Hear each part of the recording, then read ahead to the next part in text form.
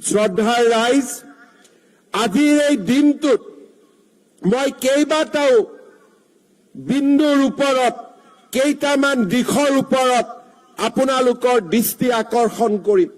এখন ৰাজ্যৰ অৰ্থনৈতিক অভ্যুত্থানত নগৰীকৰণে আটাইতকৈ গুৰুত্বপূৰ্ণ স্থান দখল কৰে। আৰবানাইজেশ্যনৰ অবিহনে এখন ৰাজ্য কেতিয়াও অৰ্থনৈতিক দ্ৰুত গতিলৈ আগুৱাই যাব নোৱাৰে। গুৱাহাটীৰ পিছত ডিব্ৰুগড়, তেজপুৰ আৰু শিলচৰত আমি কেইবাটাও নতুন ব্যৱস্থা হাতত লৈ আমি দ্ৰুত নগৰীকৰণৰ দিশত এই তিনিওখন জিলাক, তিনিওখন সদৰ স্থানক আমি লৈ যোৱাৰ বাবে প্ৰচেষ্টা কৰিছো।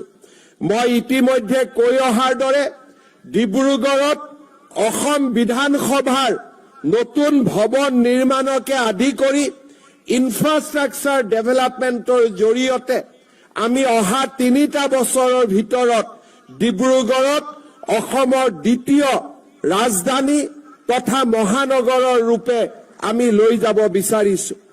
তেজপুৰত অসমৰ ৰাজ্যপালৰ বাবে ৰাজভৱন নিৰ্মাণ কৰি অসমৰ সাংস্কৃতিক ৰাজধানীৰ পৰিচয়েৰে আমি তেজপুৰত উদ্ভাসিত কৰিব বিচাৰিছো। শিলচৰত আমি এটা সচিবালয় নিৰ্মাণৰ লগতে মুখ্য সচিবৰ কাৰ্যালয় শিলচৰত নিৰ্মাণ কৰি আমি বৰাক আৰু ব্ৰহ্মপুত্ৰৰ মাজৰ দূৰত্ব হ্ৰাস কৰি আমি অসমক এখন মহান ৰাজ্যলৈ লৈ যাব বিচাৰিছো।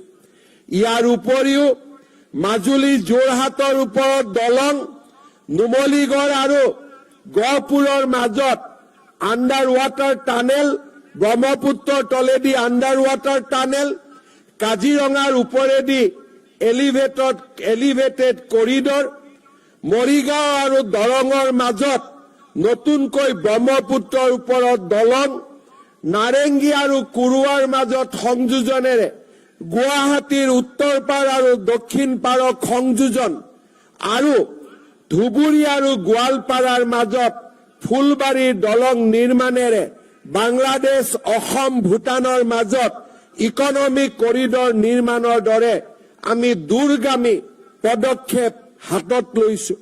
শিলচৰ আৰু গুৱাহাটীৰ মাজত দূৰত্ব 5 ঘণ্টালৈ কমাই আনি শিলচৰ আৰু গুৱাহাটীৰ মাজত এক্সপ্ৰেছ হাইৱে নিৰ্মাণৰ পৰিকল্পনা এই বছৰৰ ভিতৰতে আমি বাস্তৱত ৰূপায়িত কৰিব বিচাৰিছো।